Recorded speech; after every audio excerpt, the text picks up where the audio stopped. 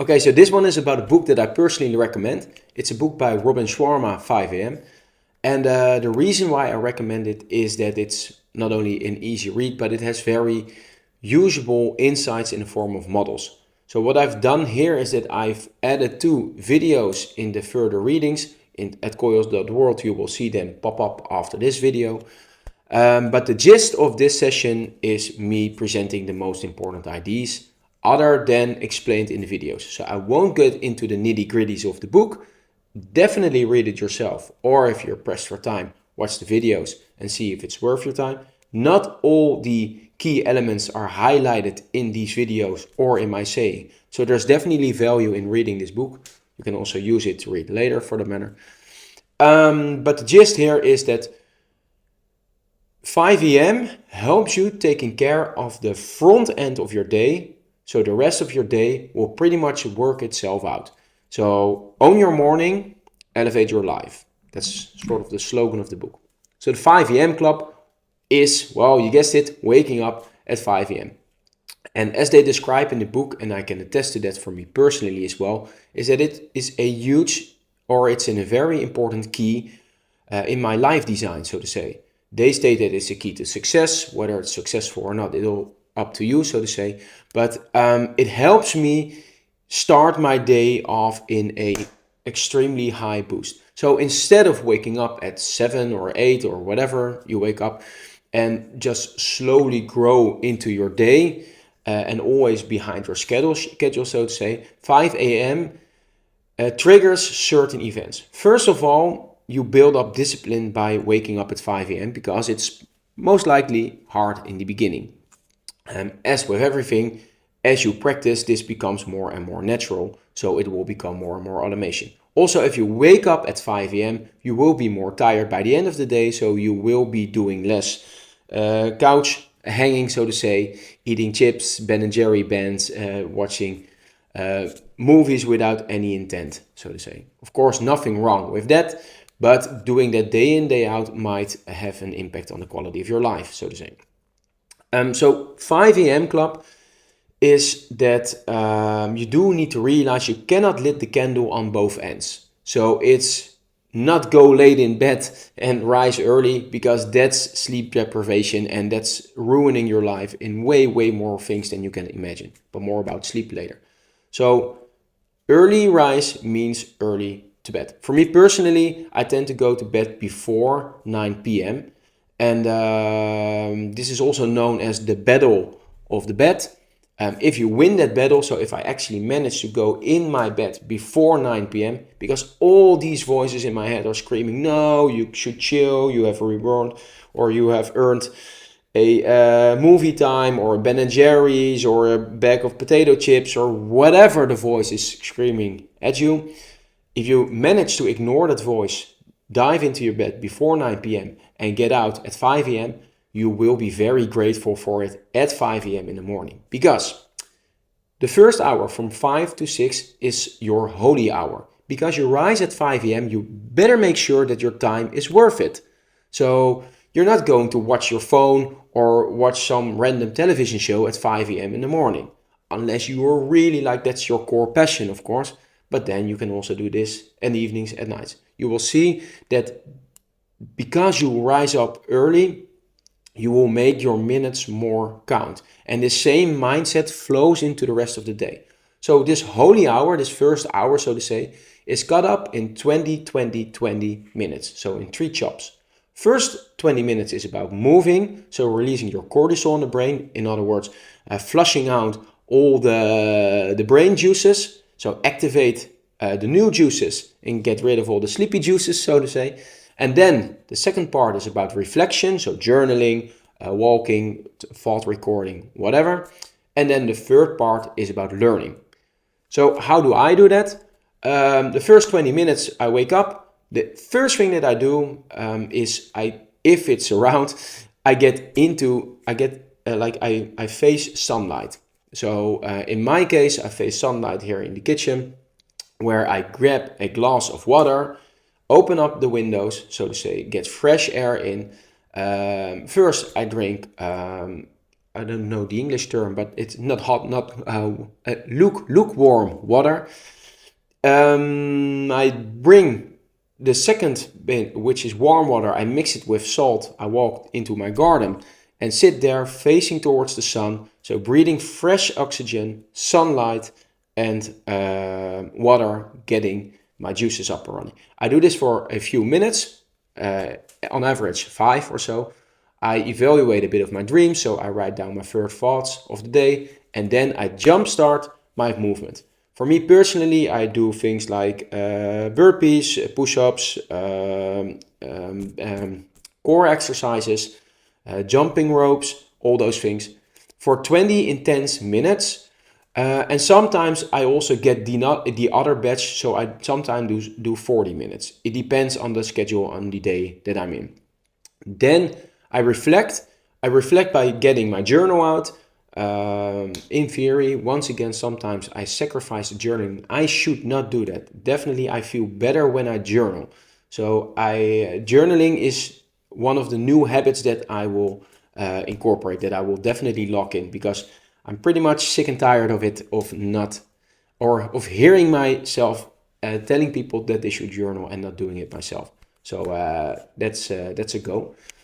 However, if I journal, you can create your journal in 4 pieces. So to say, also see this image. This is better. Sorry for that. First of all, check what is great in your life. So in other words, what are you grateful for?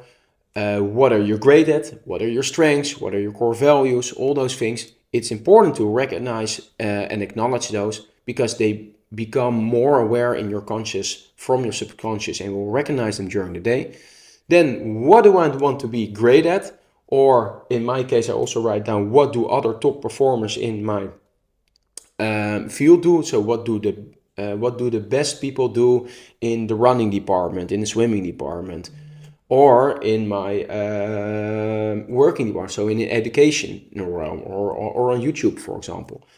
So what will make today great is try to do one of these things that they do as well. Copy them, or in other words, align this with your goals and activities that you already planned out. So that's where you drop your goals, so to say.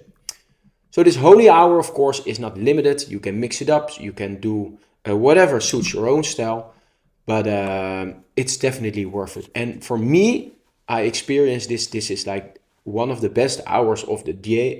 It's personal me time. You're full up in energy, and you will feel a sort of a Super Saiyan mode. It's a way better hour than the extra hour you would have spent on the couch. So therefore, I'm making that deal by getting into bed early. I'm dropping that hour, and I'm getting back an hour early in the morning. So yeah, also, if you wanna do uncommon things, you have to teach yourself uncommon habits. Or in other words, if you want to perform like the top 5% of the people, you're gonna have to do the things that 95% of the people aren't doing. And one of these things, most definitely, is 5 a.m. However, realize it takes 66 days to teach a new habit. So habit protocol, also discussed in this book, is willpower and resistancy, and then gradually it will grow into a habit. So the first 22 days you're all motivated and hyped up. It's the rising of the loop, so to say. We've drawn this before. Then there will be 22 days of dark hours, and then 22 days of automation. And after 66 days, it's no longer an effort. 5 a.m. is done automatically. Nowadays, when I'm off 5 a.m. due to social circumstances, or life kicks curveball at moments, or I don't know, holidays in Italy, for example, it's harder to do 5 a.m. because the kids are going later to bed, and I tend to join my kids. It's not that when they are at the mini disco, I go to bed early, and well, they see, however, they should get home. So I have to adjust my schedule there. And I feel like, okay, I'm already missing this 5 a.m. But I do have to get in. I do have to force myself again to jumpstart. But when I'm in it, my body and mind start to recognize, like, okay, this was the reason why I'm doing it. So I'm currently not in 5 a.m. mode. and already I miss it a lot. So I will be in 5 a.m. mode after these videos. Because in the beginning of 5 a.m. your body might has to use. And I thought that it would not be very beneficial if I would be like this behind the webcam. So be prepared, there will be some sacrifices. Another topic that they discussed in the book is the 4 focuses. So of course you have bought an additional hour, not only the holy hour, but you also got an extra hour. What are you going to focus on in that hour or during the entire day for that matter? Well, first of all, capitalization. So search and focus. Search what you like, what you love, and then really focus. Well, we've discussed this way often in the previous videos. Then eliminate distractions, no phones, set your surroundings, so to say. Personal mastery, so train your mindset, heart set, body, soul. Do whatever you feel needs development. Sometimes your body needs development. Sometimes you really feel like, okay, I should start meditating. You will know where your disbalance is. And then eventually start day stacking. That's the 1% better each day. Not compared to your neighbor, but compared to yourself yesterday. Okay, so one or two final things is the 10 tactics for lifelong geniuses. Also in the video, but perhaps you are a little bit lazy and not watching the other video. So shame on you. So here are the 10 tactics for lifelong geniuses. First of all, let me speak. Yeah, a super tight focus, the bubble of focus, so to say. When I work, everything is shut off. Phone is in distant mode or in flight mode and locked away. The ring is off. I put the shutters up that if somebody might pop up and think, hey, Jordi might be home. Well, I am, but I'm hidden away, so to say. Also, secondly, work on the most important goal for 90 days in a row for 90 minutes a day.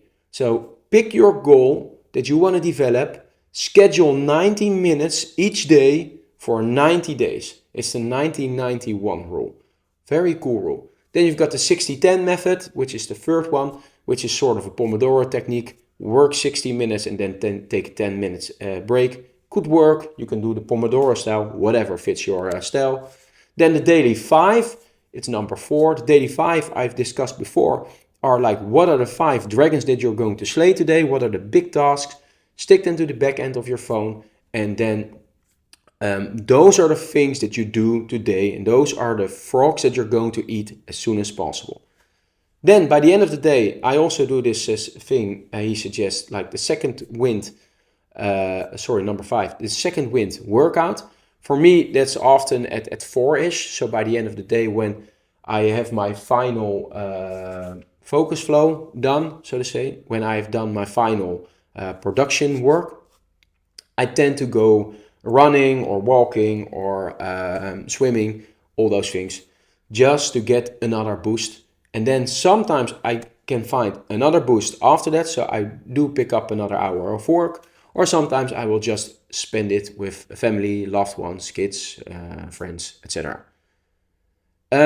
Massages. Definitely don't skip out on the massages. I do one massage each day. Each week. I try to do one massage each week. I do switch between relaxation massage and shiatsu massage, which is more about pressure points and energy realm, so to say, where people stand on the back and all those fun things.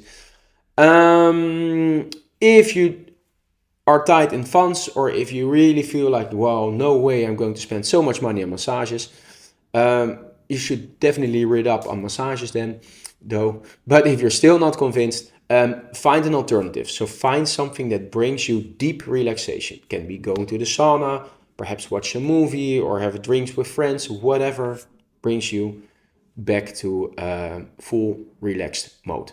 Yeah. Traffic University, discuss this as well. Listening to podcasts while you're commuting. Then an important one is collecting number 8. That's the dream team. So collect people around you which have similar passions, pursuits, similar drive. Of course, you do have to combine all these different character traits and communication preferences. So you're like the painter. You can have all these different colors and you can mix them, but don't go, if you want to build something of A quality, definitely don't work with C quality mindsets. So for me personally, I love to work with people that are intrinsically motivated, that don't need extrinsic motivation like a fixed salary or whatever, but that are driven by their own individual goals, but somehow they can align that goal with the greater picture of what we are building. So in this case, that would be open source learning or an open source growth program for the entire world to follow, so to say. Fun fact, we're far from there yet. So cool that you join us in this very, very first, in these few first months, so to say. Then finally put it all together in the weekly design system. I will show you a very cool template after this video. Definitely dive into that one. It's another YouTube video. I structure my agenda in the same way. And then finally, not only as a teacher, but also as a growth geek, number 10, commit to daily learning.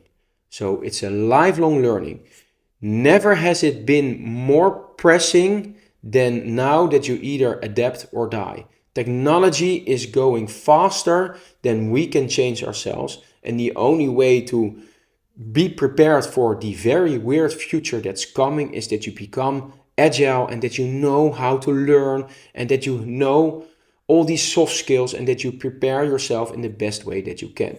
And of course, this is a little bit fear-induced. So you can also flip that model. And that's like your best chances of realizing the life that you want to live is by committing yourself to a life full of learning. So those were the key takeaways. Some final notes from the book, some highlights, which we've discussed as well. So first of all, set boundaries. Don't be all to everyone. That's the same like you can do anything, but you can't do everything. So definitely also don't chase two rabbits at the same time. Don't multitask. Pick one goal, give it all, and focus that energy. If you want to focus that energy, if you're not sure, like I can't focus all day, play zones. Play 4 zones of productivity. Zone 1 is like, okay, no matter what, I'm going to do this task with my other focus. So me switching gears, for example, when I hit this record button. Zone 2 is unexpected things, like people knocking on my door, like, hey, can we have a drink or whatever. Zone 3 is sort of small tasks that add stress but no value, like my little brother just intervening me right now, like, hey, can you do this? Somehow he undermined my radar, so he still pops up. He was stressed out. It was value for him, and therefore I helped him. It was value for me as well. So that's a bad example. Stress but no value. Well, you probably can think of a thing or two that offer a lot of stress but no value. Where value is, it's not alongside, or you're doing things that you really don't want to do, so to say. So it's not acting along your core values or who you want to be, or who you want to become. So not alongside your goals as well. And then zone 4 for rest. An important thing that I learned from this book is the world-class mindset. So the things that you do, spend some money on it. Get your world-class gear, for example. In my case, I bought a watch that I really love and that helps me a lot, and it brings me much more pleasure than the money that, for example, let me rephrase it. Find the quality that you're looking for and realize that it's not so much about reputation, but it's also about anchoring or reprogramming yourself. So imagine driving to your work in a shitty, lousy car A or in a very good car B. And I know this might sound superficial, but you are also a superficial being in some ways, and as well as other beings. So you are also partially judged by others based on, for example, the type of car that you run, that you drive. But what I'm trying to say here, and the car is a good example in this, is that it activates a certain mindset. So when you get into your shitty car that's full of garbage and that runs like shit or whatever, you won't start your day like, hey, bam, let's go, and I'm all up and on. You can, of course, but it's draining and less motivating. So it's more of a negative impact in your world, because often negative connotations are associated with that car. It's either smelly or it makes noise, or I don't know, perhaps you're ashamed of it, or whatever reason. As mentioned, this is superficial and you can go deeper, but in general, you can't go deeper on all the topics in your life. So if it's not the car, then watch on the different elements in the world, in your life, where you can apply this world-class mindset. So for me, currently, if I don't do world-class mindset, I go very cost-efficient mode. So for example, my clothing at the moment are definitely not world-class mindset. So I bought me a very cool shirt for a few euros in, I think, Portugal. I do love it though, so it's world-class for me. So this is a wrong example. But many of my clothes are free giveaways that I gathered from events. And I do know the power of clothing, so I definitely know that I do have to invest time, focus, and awareness in that as well. That mindset, that granularity, that focusing on becoming your best self, translate that into all your actions as well. So world class is something you practice and then you gradually become it. If you don't believe that you are world class, then fake it until you become it. Not fake it until you make it, because there is no make it. You will always be in a state of being, so to say. So fake it until you become it. And it will attract. So if you're happy, energetic, positive people will attract more people. Who would you love to work with more? Somebody who's happy and energetic, or the other way around. So it attracts. That's like one of the cosmic rules there. The importance of planning, we've discussed this already. Also about being authentic. Final one, or almost the final one, is raise the quality of your conversation. So surround yourself with people that are better, smarter, or don't be the smartest person in the room, because then you are in the wrong room. So I would suggest to find mentors, coaches, people that can teach you a thing or two. You cannot be the best in every area, in every room, so to say. If that's the case, then you are again in the wrong room. So try to raise the quality of your conversation by exploring these different rooms out there. Especially thanks to the internet connection, that is way easier than it used to be. Finally, a philosophy for life, 10 principles you want to live by. It can be your core values, it can be the Reiki rules, for example. But they have to align with how you want to be remembered. So in the end, for me, for example, success is all about touching lives. I tend to forget that now and then when I'm hunting for an open source growth module. I tend to forget that, oh yeah, I'm also touching people's lives here and there. Focus on touching people's lives and the rest will follow. Focus on the process and not so much on the outcome. So build everything around that goal. Linkage is key. So link all these things to your vision. However, a little bit of Zen Buddhism. Realize that setting goals and executing on these goals is still you from an individual perspective, and not so much seeing the entirety of the game at play here. So definitely align your goal with other people so that you transcend from out of the concept of you. Also, in Buddhism is stated, and you probably experienced this yourself, if you tie your goals to certain outputs, so more, bigger house, bigger car, those things to the nouns, so to say, you are always watching to what you don't have, instead of watching to what you already have.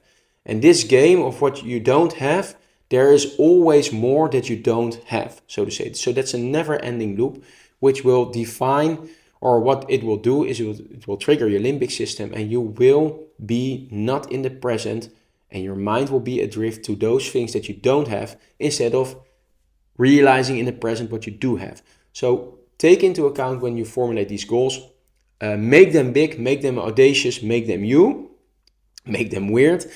However, realize that focus on the state of being, on the verbs, on the process, on the infinite game, not so much on the output. Yeah, that's like a key part here. And then link and measure weekly, of course. Talk about your goals, write them down, talk with them about people, get them into your words. Definitely find a mentor, very valuable, because he or she or they can teach you so much in such a shorter amount of time. And it's a very cool source of information. And it's also a very fun thing to do. I guess that's a wrap. Do this, I would say, embrace the 5 a.m. club.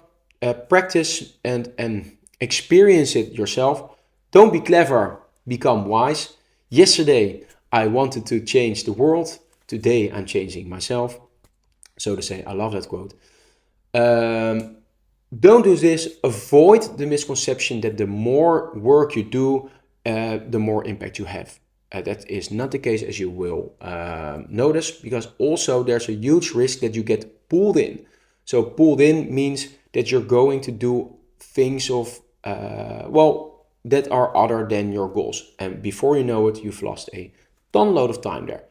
So never, never, ever forget that awareness precedes choice. So by becoming more aware about your actions, about your goals, about who you are and who you want to become, that goes before your choice. And then in the moment, present moment, your choice precedes eventually the result. You cannot influence the result, but you can influence the process, and try to improve the process as best as you can, and then hope for the best. Perhaps you get the results you want, perhaps not, and be aware, getting what you want might not always be best for you. So, I think that's a wrap. Again, I hope I inspired you to read the book, and if not, then yeah, also cool. Do your thing.